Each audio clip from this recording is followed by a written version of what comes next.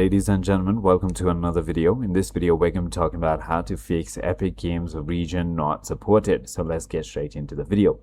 There are a couple of ways or reasons that you might be facing this problem. The first thing, before we even start, you want to make sure that your account country matches your physical location. What you want to do is simply go ahead and click on your profile icon, click on account, and make sure that you are logged into your account in this one.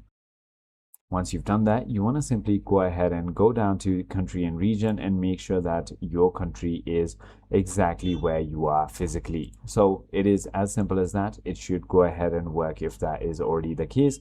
If not, you have no other options but to contact Epic support. Simply go ahead and write Epic Games support and then click on the first link. There is going to be a chat. You can simply go ahead and ask it account region not supported, and it is going to go ahead and help you out with AI.